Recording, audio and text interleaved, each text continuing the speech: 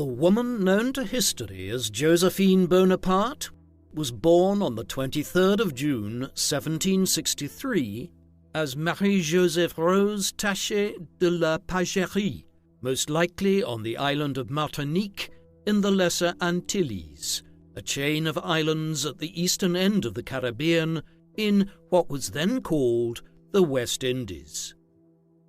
Josephine's father, Joseph, was one of the island's sugarcane plantation owners.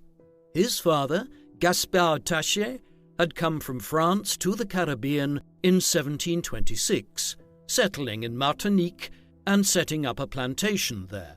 He also acquired land in the French colony of Saint-Domingue on the island of Hispaniola, where Haiti exists today. The estate there was called La Pagerie, and it was from this that the family had acquired the name de la Pagerie.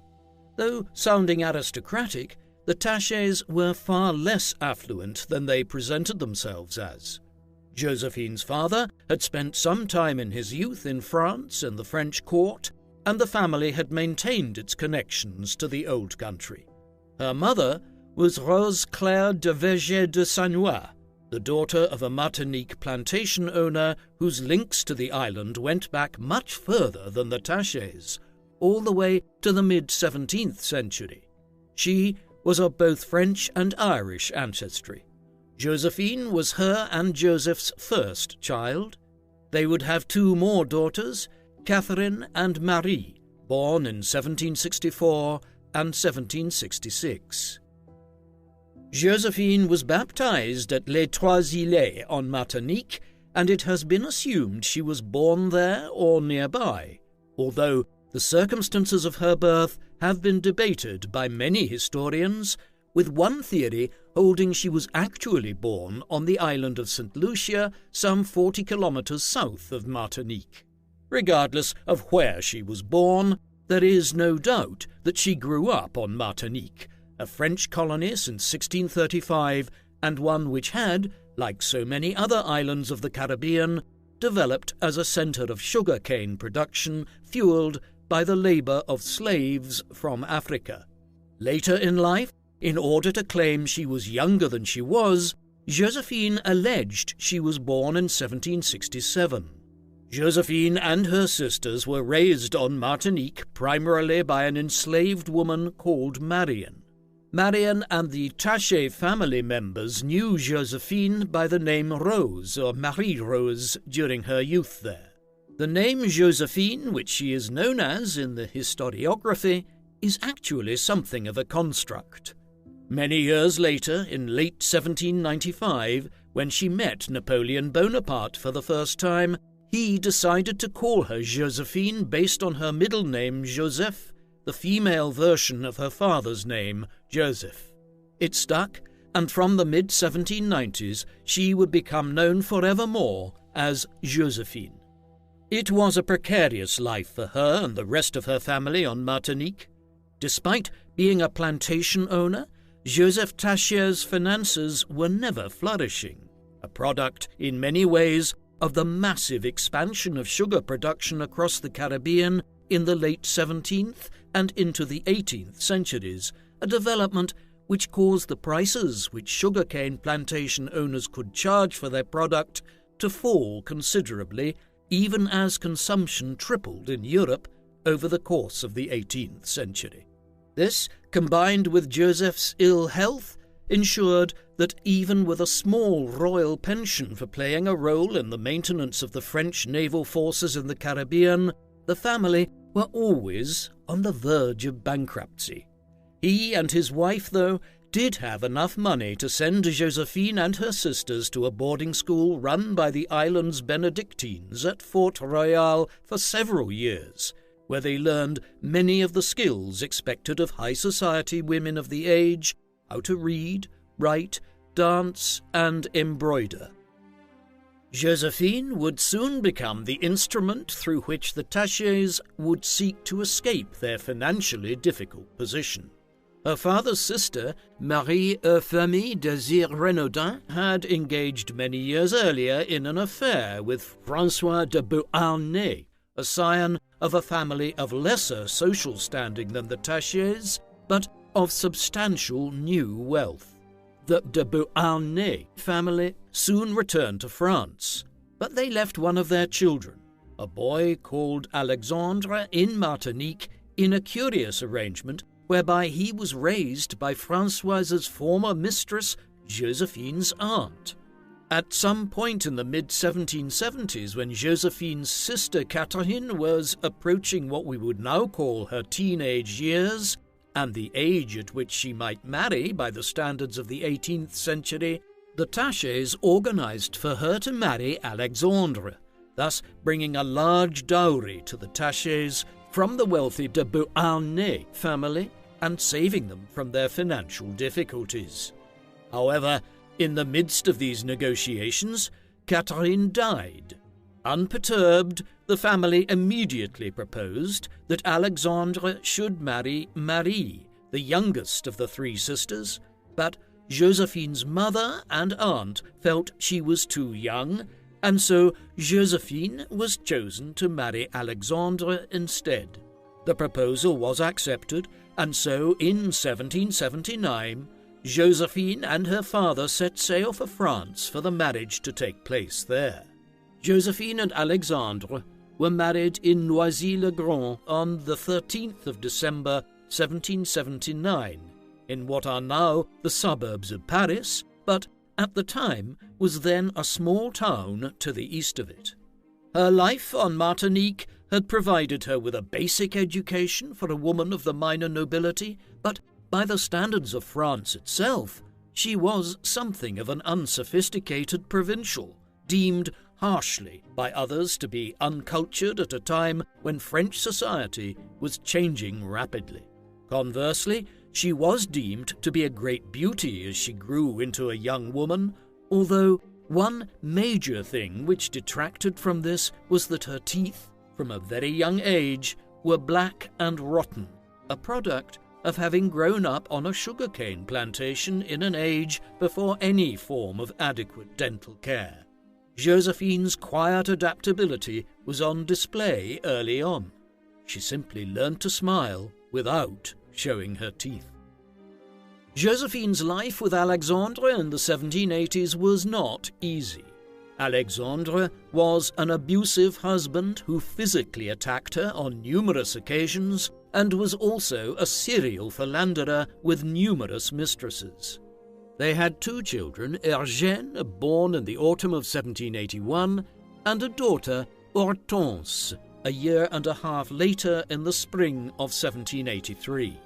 On one occasion, in 1785, she left him, taking the children with her after Alexandre had been both abusive and largely absent for a time, living with his mistress. She moved to Pontemont Abbey, a convent where she sought refuge, but had to leave there eventually after Alexandre showed up and effectively kidnapped young Eugène to force her into returning to their home in Paris. Thereafter, the couple were unofficially separated, though never divorced, at a time when to divorce was uncommon to do. Hortense was sent to Martinique in 1788 to spend several years being raised there by her extended family. Meanwhile, Josephine began to create her own network of lovers back in France, and she became, by all accounts, a skilled lover, something which appears to have been part of the reason why Napoleon Bonaparte became so besotted by her when they first began their relationship several years later. The trajectory of Josephine's life, like that of so many other French men and women and eventually countless people across Europe, was altered drastically by the events of 1789. The 1780s had seen a series of crises in France brought about by harvest failures and mismanagement of the state finances. By the end of the decade, the economic crisis had reached such a height that King Louis XVI and his advisers had no option but to call a meeting of the Estates General, the French Parliament, which had not met in 175 years owing to the absolutist nature of the French monarchy. When it convened at Versailles early in the summer of 1789, the king and his ministers quickly lost control of the situation, and the members of the estates formed themselves into a national assembly, which effectively became the government of France. The growing French Revolution soon resulted in the storming of the Bastille prison in Paris on the 14th of July, and that autumn the king and queen were forced by the revolutionaries to relocate to Paris, where they were placed under a form of loose house arrest. In the year that followed, a radical overhaul of French society to remove the privileges of the aristocracy and Roman Catholic Church was undertaken. At this juncture, a constitutional monarchy was kept in place through efforts of many moderates, but the revolutionaries still exercised great power and began building a new kind of society based on the ideas of the French Enlightenment and the scientific revolution. At first, the de Beauharnais family prospered as a result of the revolution. Alexandre had been close to the court of King Louis XVI and was elected as one of the minor nobility to the Estates General when it first met at Versailles in the early summer of 1789, but he quickly betrayed his allegiances to the crown and sided with the Third Estate, elected from amongst the gentry and other figures from the legal and mercantile community, which led the revolution from thereon.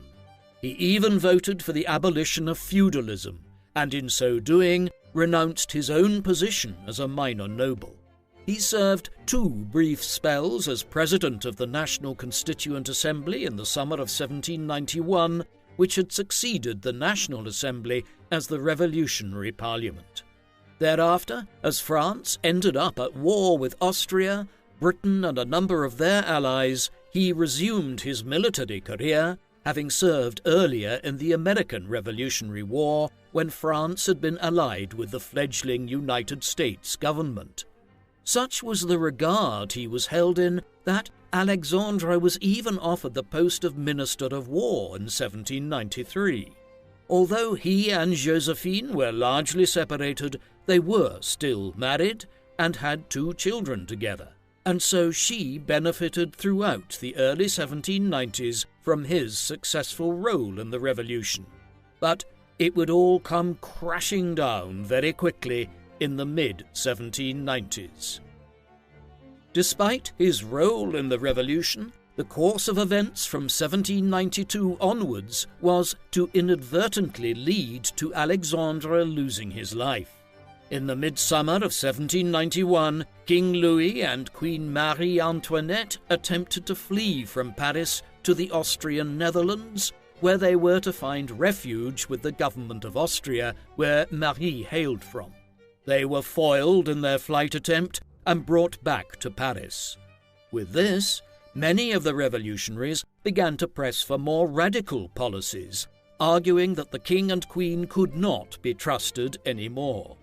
Eventually, in the course of 1792, King Louis was placed on trial and executed in January 1793, followed by the Queen in October 1793. The start of war between France and an alliance of Britain and Austria led to the King and Queen being placed on trial in the spring of 1792. It was the beginning of a series of wars involving France, which would last for over 2 decades. It also led to the radicalization of the French Revolution, and in September 1792, the monarchy was abolished and the First French Republic was established. A year later, a faction led by the Jacobin political clubs and figures like Maximilien Robespierre seized control of political power through the Committee for Public Safety, a body set up to crush counter-revolutionary sentiment and conspiracy.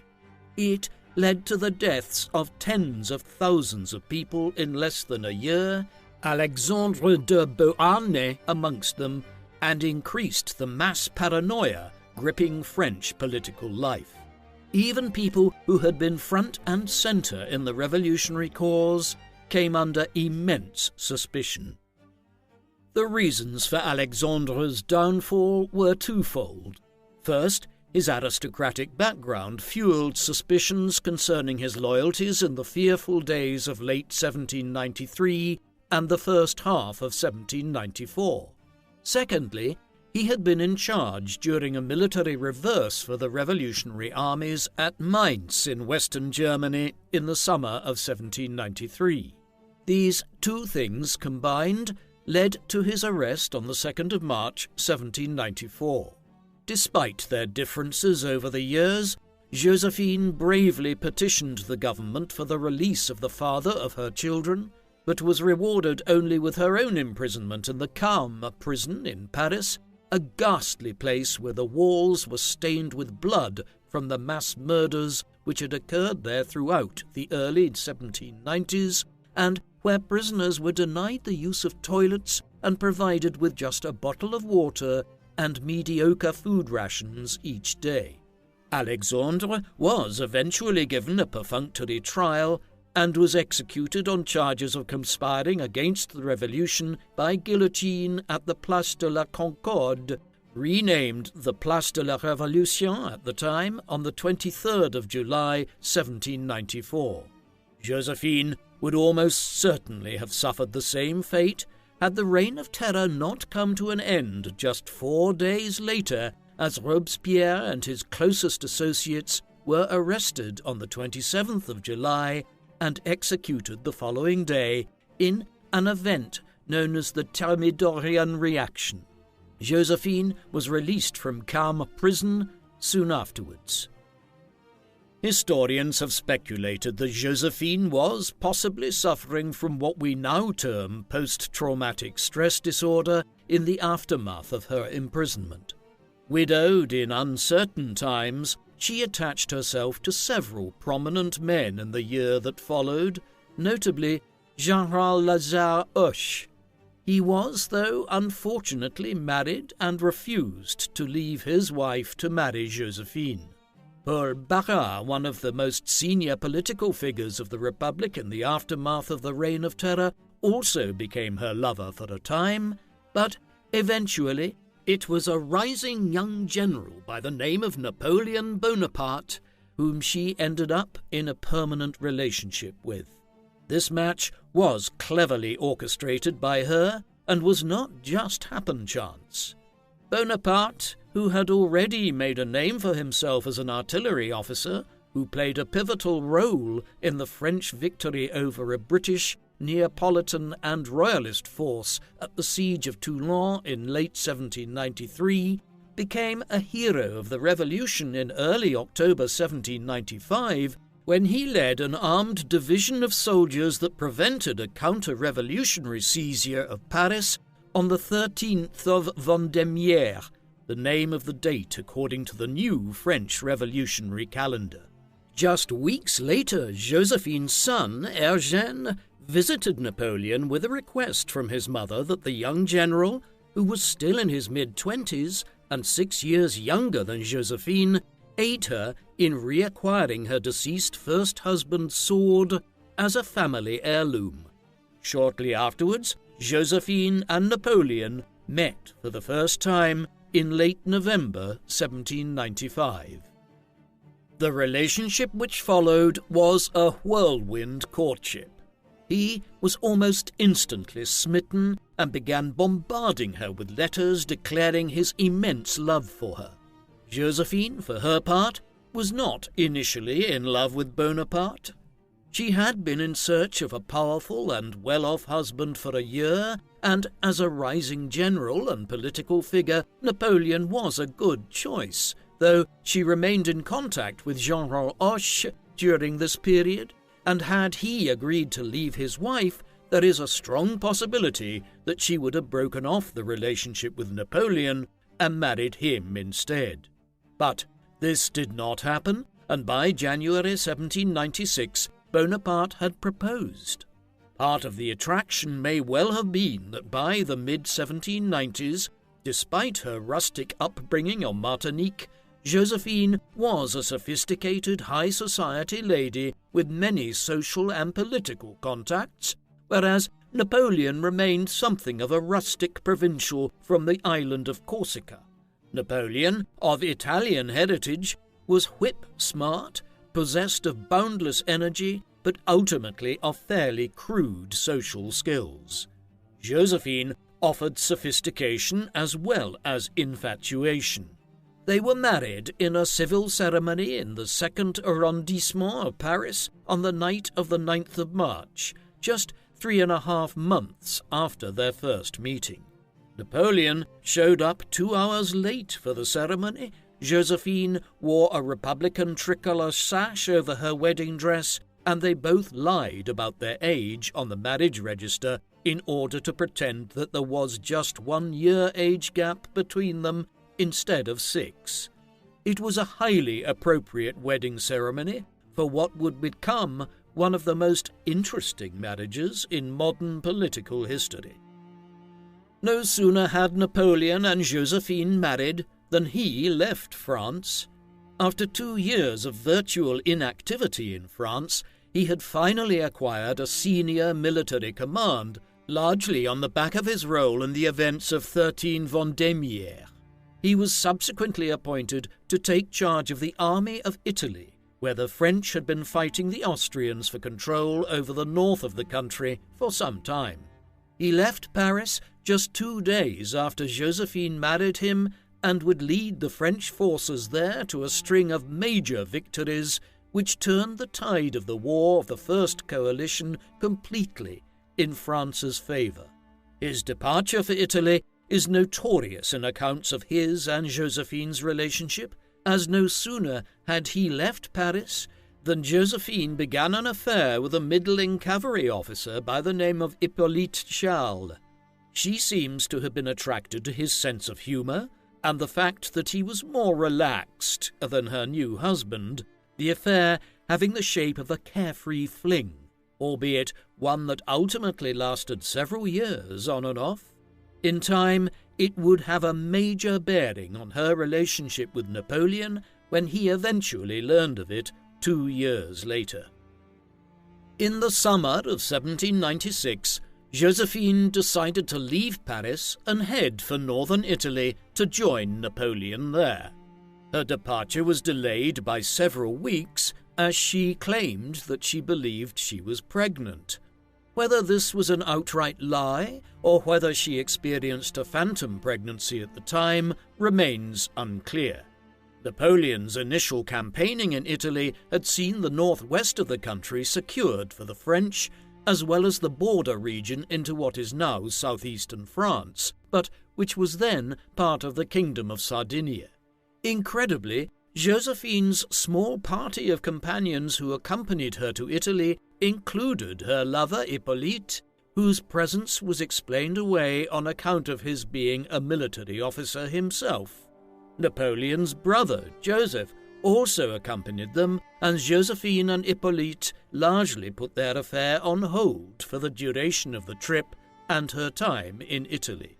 She met with Napoleon near Milan and based herself out of northern Italy in the Palazzo Serbelloni in Milan for several months thereafter, as he continued to campaign eastwards towards the city of Mantua, which became the epicenter of the struggle between the French and Austrians in the Italian campaign. During this time, the French were engaged in mass looting of Italy's great paintings, sculptures, and heritage from the Romans and the Renaissance, a great many of which pieces eventually ended up in the Louvre Museum in Paris. Josephine took part in this looting herself and developed an especial penchant for cameos and precious stones purloined from the private collection of the aristocratic Este family and others across northern and central Italy. It was the beginning of her extensive extravagance, as Napoleon afforded her an ever more lavish lifestyle in years to come. Eventually, Napoleon completed his wildly successful Italian campaign, resulting in the Treaty of Campo Formio in 1797, through which France gained control over much of northern and central Italy. These regions henceforth would be governed as a number of sister republics which were effectively vassal states of France.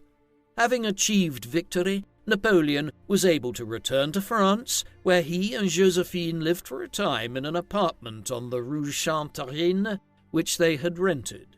Despite the fact it was only a temporary residence, Josephine expended a truly vast sum of money, approximately 300,000 francs, on decorating the apartment with mirrors, sculptures, statues, frescoes, and fresh roses.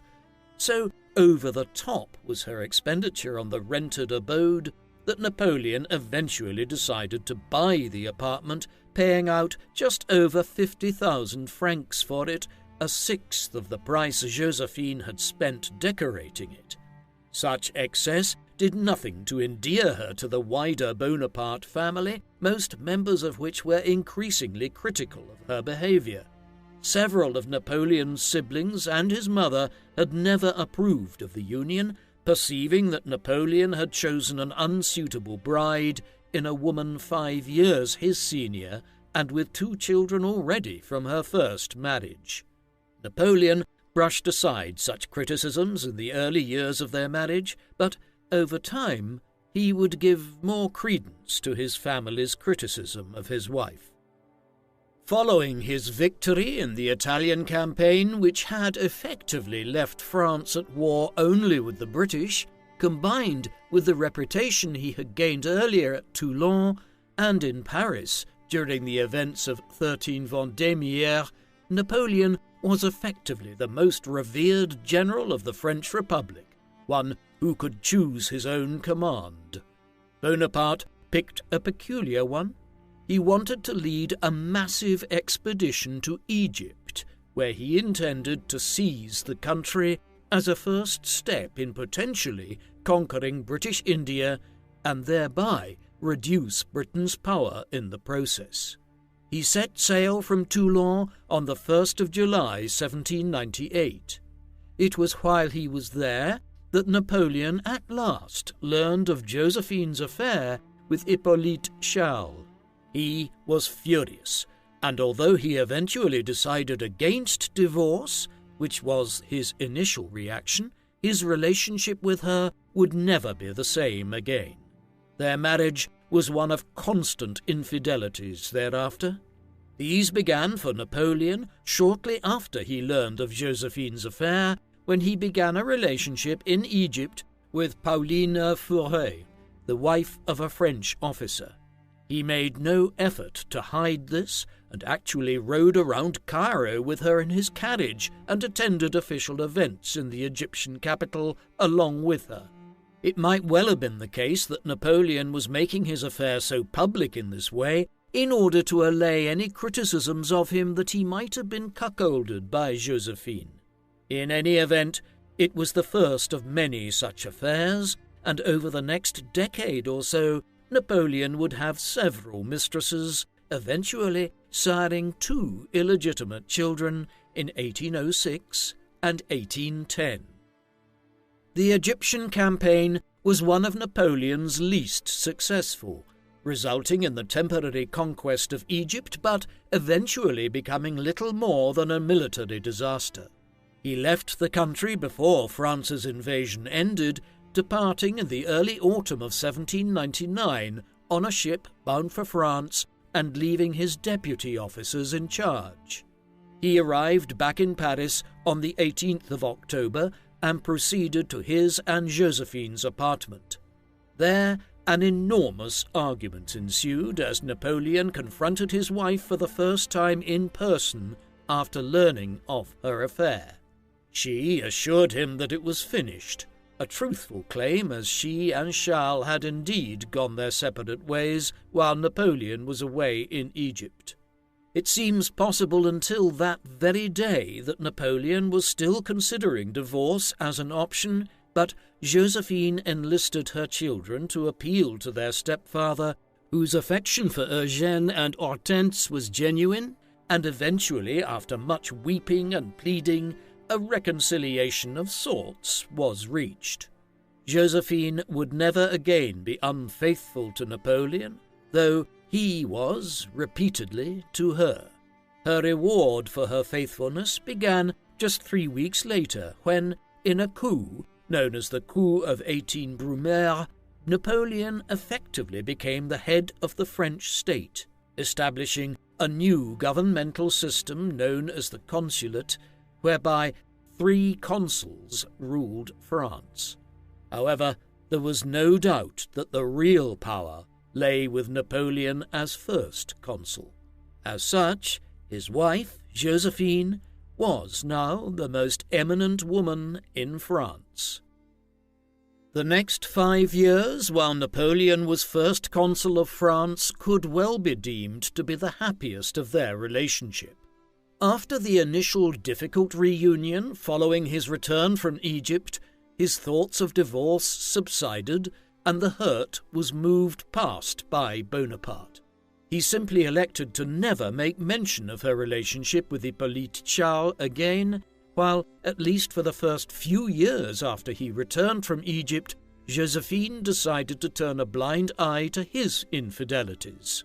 Indeed, it was during this period that Josephine seems to have developed a genuine affection for her second husband, whereas back in late 1795 and early 1796, during their brief courtship prior to marrying, there is little doubt that she was primarily trying to acquire a wealthy husband whose prospects as a general and political figure were promising. Their personalities gelled well as opposites. Napoleon was always busy and preoccupied with one matter of state or another, whereas Josephine offered some respite from his workaholic nature. They had a shared interest in the opera, with the pair visiting the French theatres hundreds of times. She also became a conduit for others to reason with him or deliver information to him in an unorthodox fashion. For instance, if it was bad news or someone trying to advise Napoleon in a way which he disagreed with, Josephine was enlisted to intercede and reason with him. She was affable and charming, and the foreign minister of France for many years under Napoleon, Charles Maurice de Talleyrand, was surely overly harsh when he claimed of Josephine's intelligence that no one ever managed so brilliantly without it. On Christmas Eve, December 1800, just over a year after Napoleon became first consul and the de facto ruler of France, both he and Josephine nearly lost their lives. This was owing to a plot to blow up their carriage while travelling through Paris, hatched by a group of counter-revolutionary conspirators and royalists, many of whom had been active in revolts against the Republican government in Western France throughout the 1790s. They managed to plant an incendiary device in a cart on the Rue Saint-Nicaise, which they believed Napoleon would be travelling along that evening on the way to the opera. He, Josephine, and several others did indeed travel that route to the opera that night in 2 different carriages with an escort, but owing to a combination of fortunate factors, including a delay Josephine caused as she fussed over her shawl before leaving, and the fact that the driver of Napoleon's carriage was drunk and took a wrong turn, the bomb did not explode as intended. Nevertheless, it killed 5 other people and injured over 24 others, including Hortense, Josephine's daughter, whose hand was grazed by some glass as the window of the carriage she and Josephine were travelling in shattered from the explosion. Unperturbed, Napoleon insisted they carry on to the opera, where the first consul and his family received a standing ovation when the news of the attempted assassination spread. The bravura aside, it was a near escape. Josephine's primary interests, ones which her position as wife of the first consul and subsequently as Empress of the French provided her with a limitless budget to indulge, lay in gardening and flowers. At various royal residences, but in particular at Malmaison to the west of Paris, she had elaborate gardens laid out, and acted as a patroness of some of the foremost gardeners, landscape architects, and horticulturalists of the day.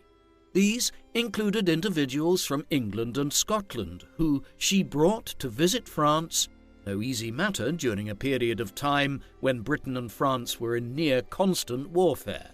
Her greatest interest lay in roses, and at the garden at Malmaison she developed one of the most intricate rose gardens ever planted, acquiring dozens of different types, some sent to her by Sir Joseph Banks, the director of the Royal Botanic Gardens at Kew.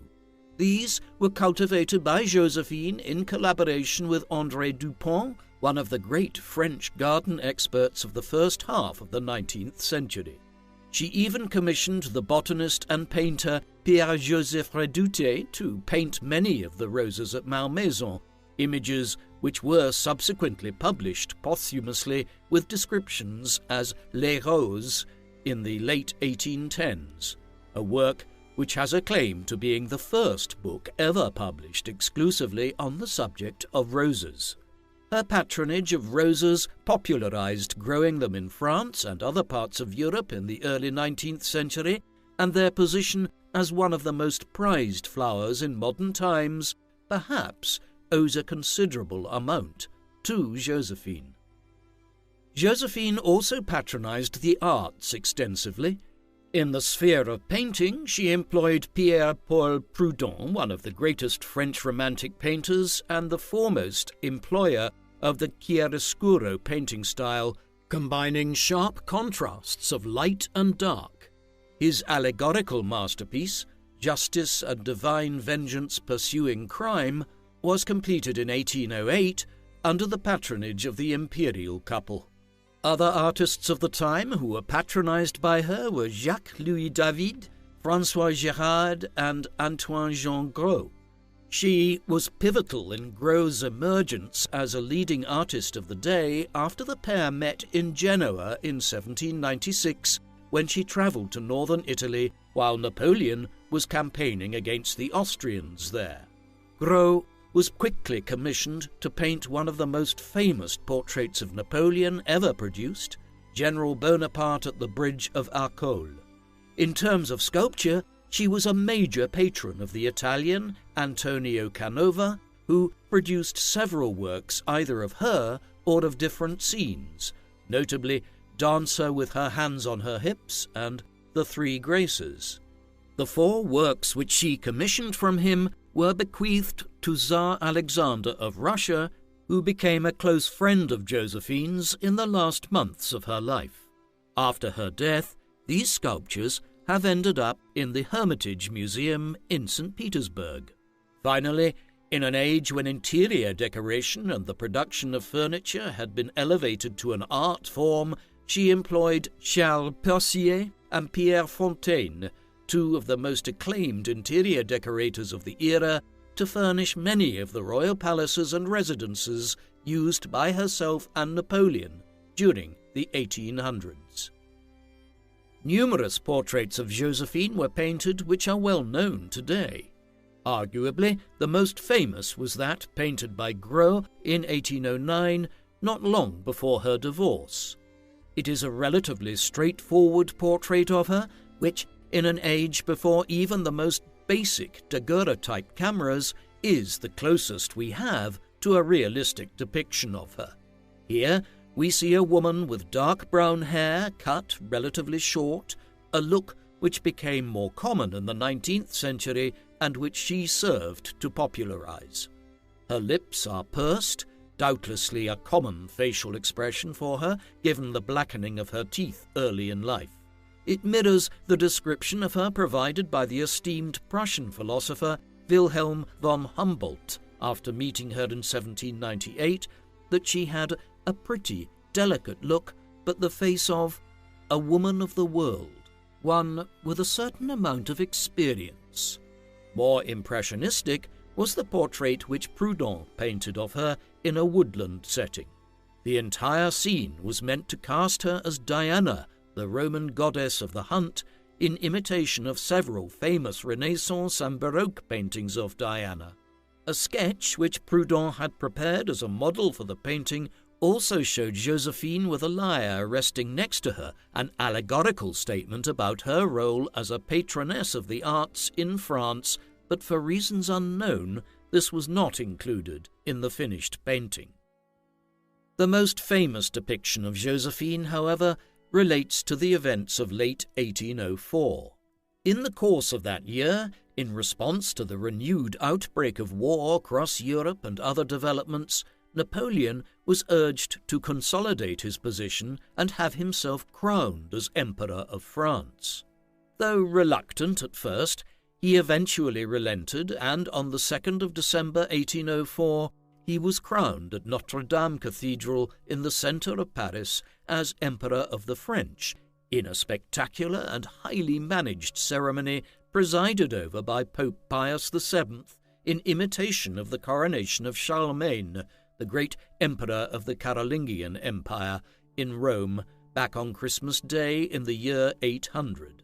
Josephine was crowned alongside her husband as Empress of the French, though this had required them to undertake a religious marriage ceremony the day beforehand, the Pope being unwilling to carry out the ceremony when he learned their union in 1796 had been a civil ceremony.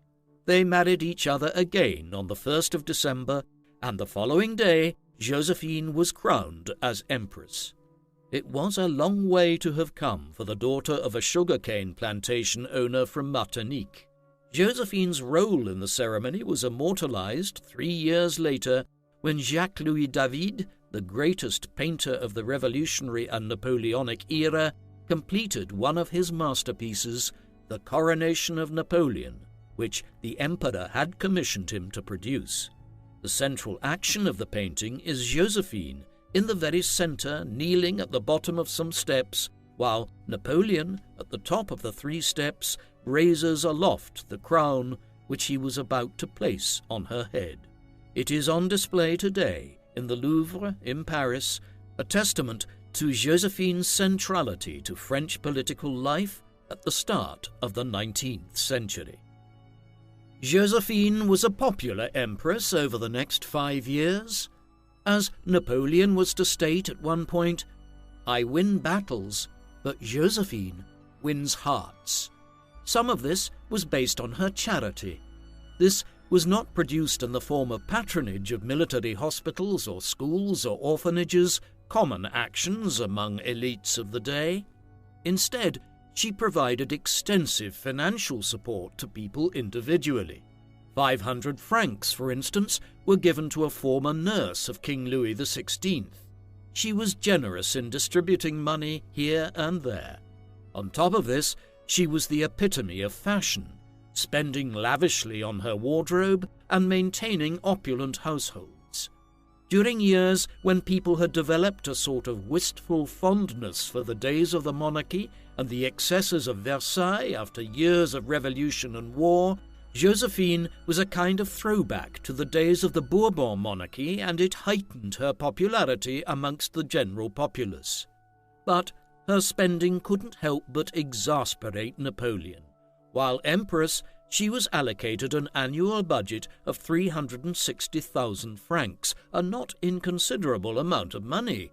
Yet, during the 5-year period in question, she spent this money and also ran up additional debts of 3.2 million francs. Her husband, aware of her spendthrift nature, issued an order that any craftsman, tailor, or merchant who was owed money from the Empress was to write off 20% of the bill, arguing that anyone who she had run up debts with must have been overcharging. The irony of Josephine's coronation as Empress of the French alongside Napoleon in 1804 was that their marriage was becoming more strained. An episode at the Château de Saint-Cloud, a former royal residence in the western suburbs of Paris, which Napoleon and Josephine had requisitioned as one of their favourite houses, epitomizes the issues. On the 25th of October, just 5 weeks before the coronation, Josephine was entertaining guests at the salon at the chateau when she spied one of her ladies-in-waiting, Elizabeth de Vaudey, through a window hurrying from her apartment.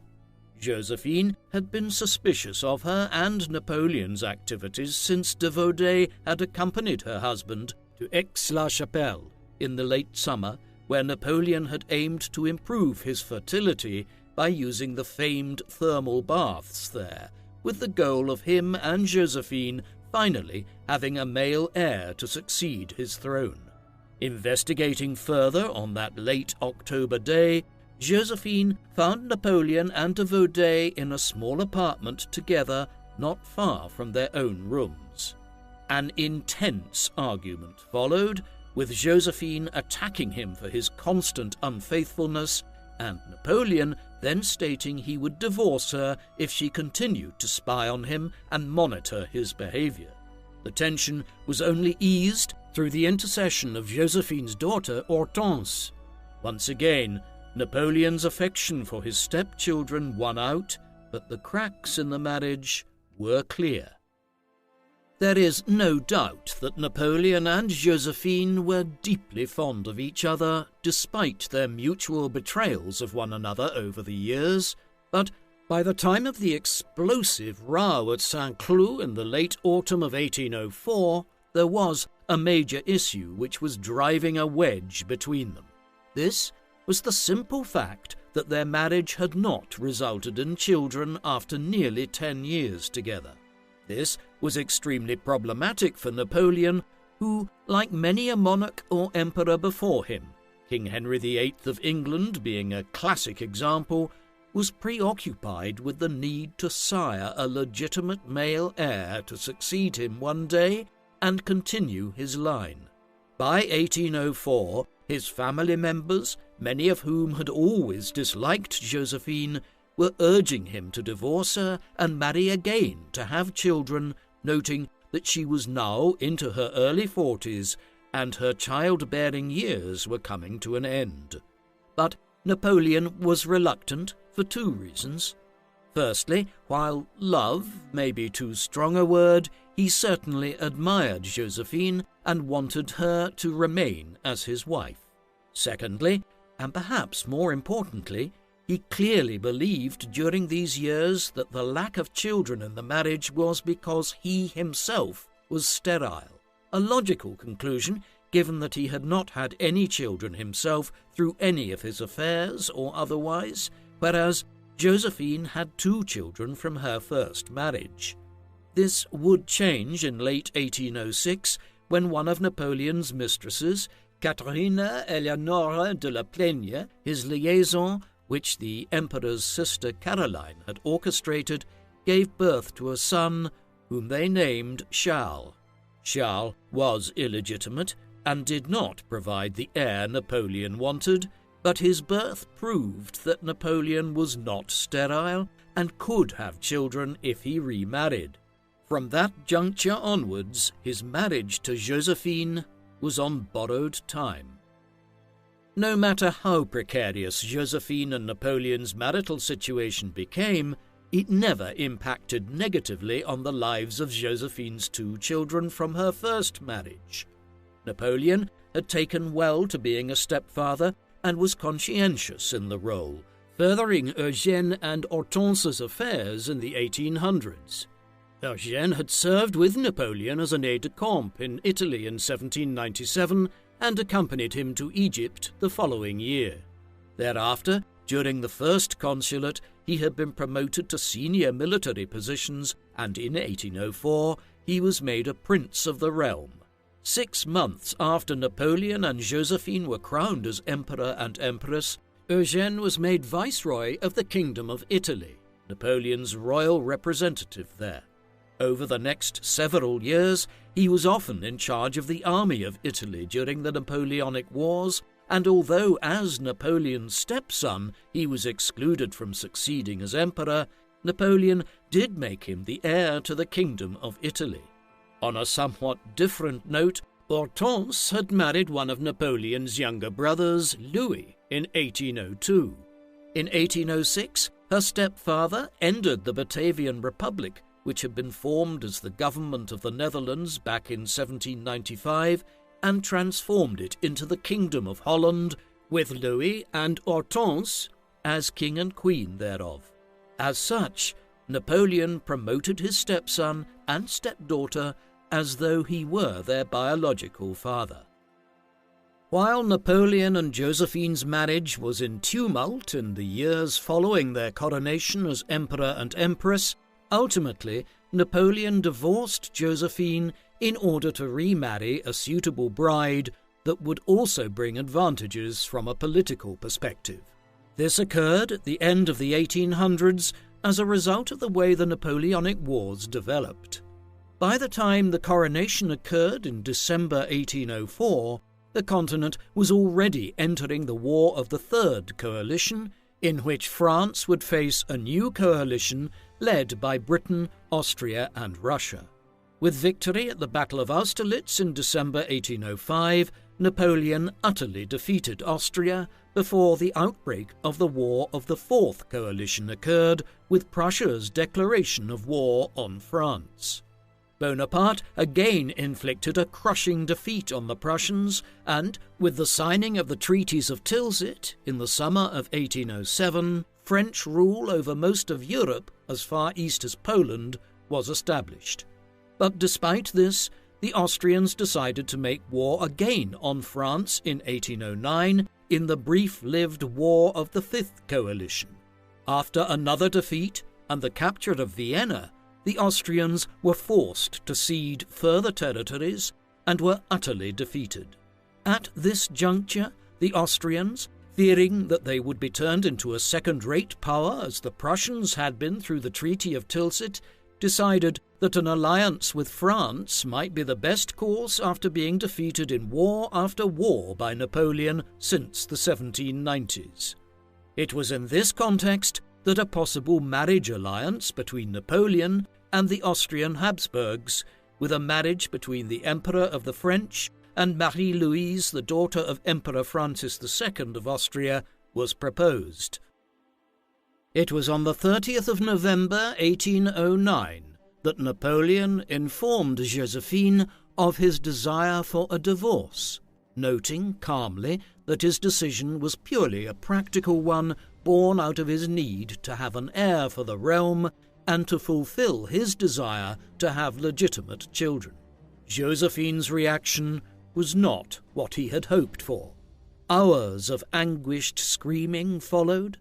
At dinner that evening she apparently fainted. For days there were screams heard from her apartments and statements about her inability to live if they divorced, perhaps a threat of some sort that she would try to take her own life if he insisted on this course of action. Things only calmed down from the 5th of December onwards, after her son Eugène arrived and made it clear that even his or Hortense's intervention would prove ineffective on this occasion, despite it having led to a reconciliation when Napoleon had returned from Egypt in 1799 and in October 1804, when Josephine had discovered him with his mistress de Vaudey. Accepting reality, Josephine agreed to go along with the divorce, which was finalized a few weeks later on the absurd grounds that their marriage back in March 1796 had been insufficiently attended and there were not enough witnesses to it. Their second marriage in December 1804 was ignored. The negotiations with Austria accelerated thereafter, and on the 11th of March 1810, Napoleon married Marie-Louise by proxy, with the formal marriage taking place in the Louvre a month later.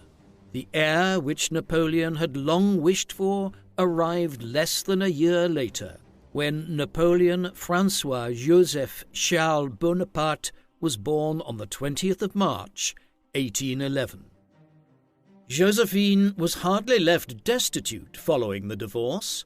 Although she had to move herself, her staff and her belongings out of the residence at Saint-Cloud and the Tuileries Palace in central Paris, she was provided with more than suitable alternatives.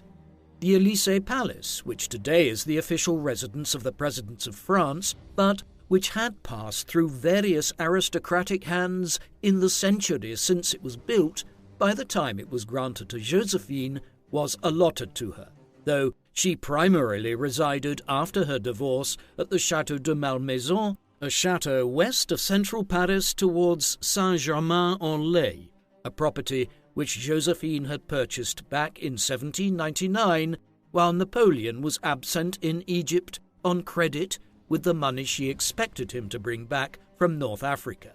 It was a run-down residence at the time, but located on 150 acres of land, and Josephine transformed it through her love of gardening, establishing not just gardens, but extensive orchards and greenhouses, as well as a quasi-zoo of animals from as far away as Australia. It was here where she lived out most of the remainder of her life, with some time spent at the Château Navarre in Normandy, which she had also been granted as part of the divorce, along with a healthy annual pension to cover her lavish expenses.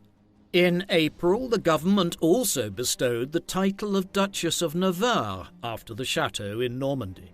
Napoleon continued to visit her on occasion, even after he remarried, but these visits grew less frequent over time and became virtually non-existent from 1812 onwards, as the wars he was engaged in perpetually finally turned against the emperor. While Josephine lived her life in imperial retirement at Malmaison, events were changing rapidly across Europe, and for once they were working against her former husband.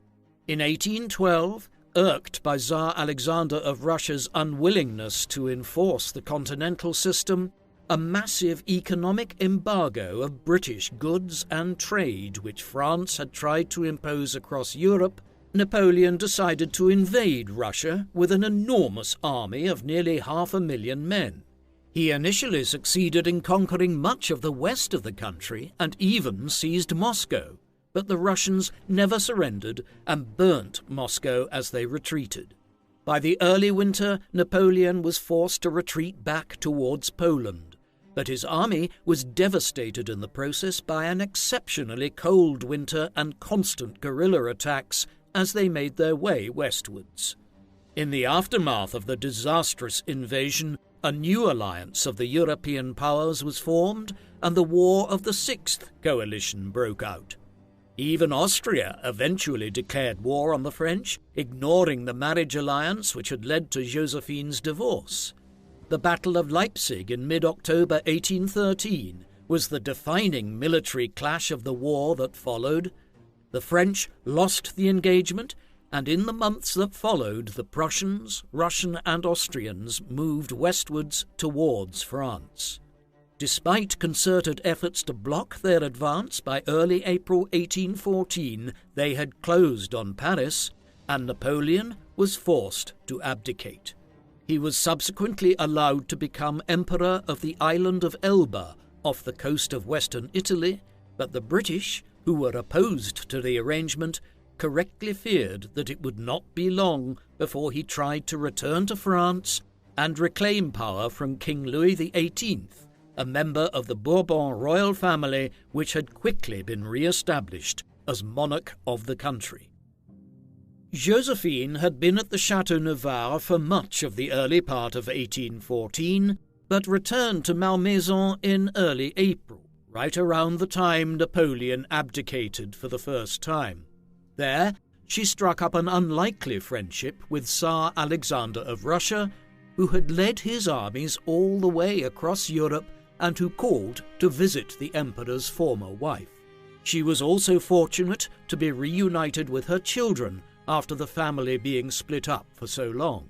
For years, Eugène had primarily been occupied in Italy, while Hortense also visited Paris around this time, having been living in the Swiss Confederacy for several years, where she had been engaged in a lengthy affair with Charles-Joseph, Comte de Flahaut. Josephine consequently had her family around her during what would be the last stages of her life, while, as a result of Tsar Alexander's protection, Eugène and Hortense were not punished in any fashion for their ties to Napoleon. However, her health was declining as she had developed flu-like symptoms in the last days of April and first days of May, and in the weeks that followed she could not shake off what is now understood to have been pneumonia. She continued to socialize regularly with the Tsar, and is believed to have also requested around this time that she should be allowed to leave France and join Napoleon on Elba. Josephine never made it to the Italian island, if she had in fact requested to be allowed to do so.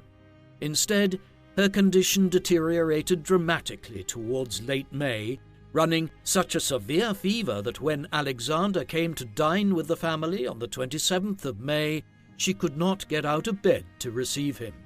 Alexander sent his personal physicians to attend to her at this juncture, who reported back that her state of health was very grave. Her condition worsened further the following day, so much so that on the morning of the 29th of May, Whit Sunday that year, the last sacrament was given to her. She died around noon with Hortense and Eugène present. In recognition of her long spell as Empress of the French, her body was sent to Paris and lay in state for 3 days for the public to pay their respects. She was subsequently buried at the Church of Saint-Pierre-Saint-Paul in Reille, to the west of Paris, not far from Malmaison. She was 50 years of age at the time of her death. Napoleon took the news of Josephine's death badly, retiring to his room for 2 days and scarcely being seen, an unusual thing for a man of typically endless energy to do. He did not remain on the island for long. In late February 1815 he escaped and made landfall in southern France, arriving to Paris in mid-March, where he quickly reclaimed power. But it was a fleeting second coming. Britain, Prussia, Austria, Russia, and their allies all began mobilizing their armies again to crush Bonaparte before he had a chance to resurrect his empire. At the Battle of Waterloo, in what is now Belgium, on the 18th of June, Bonaparte was defeated by the British and Prussians. Just days later, he was forced to abdicate for the second time. On this occasion, the British were determined he would never be able to return to plague them, and he was dispatched as a prisoner to the island of St. Helena, a British colony in the middle of the South Atlantic and one of the most isolated places on Earth. He lived out the remainder of his life there until he died on the 5th of May, 1821. With his last words, he is alleged to have said, "France, the army, head of the army, Josephine." Josephine's descendants would go on to rule in many countries.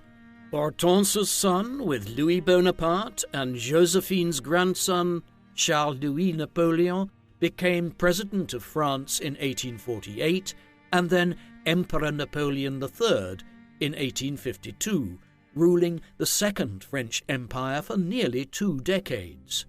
Eugène had a daughter named Josephine after her grandmother, who married King Oscar I of Sweden in 1823.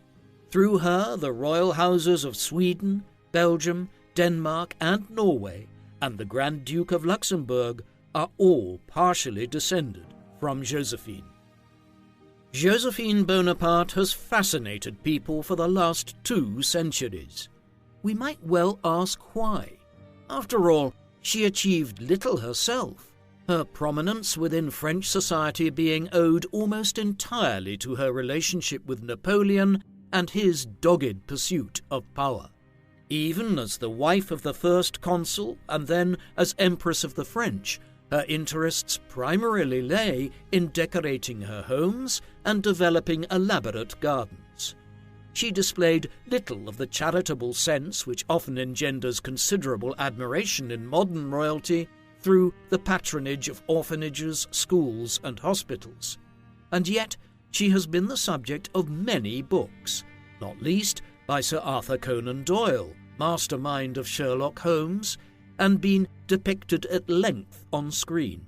The only explanation for this is that her character was enigmatic enough and her relationship with Napoleon sufficiently interesting to have made her of interest to people generation after generation. Napoleon was beguiled by her, at least initially, and ignored many social conventions in order to marry her. Even after he learned of her infidelity, he remained with her and made her Empress of the French in 1804, while his final thoughts on his deathbed in St. Helena were apparently of her. There was, perhaps, good reason for this. For all that she might have appeared superficial in her pursuits and character, there seems to have been a keen intellect underlying her personality. She was, in short, something of an enigma. Perhaps that is why she has proved to be of such enduring interest to so many people. What do you think of Josephine Bonaparte? Do you think she and Napoleon really loved each other despite their affairs and the unorthodox nature of their relationship?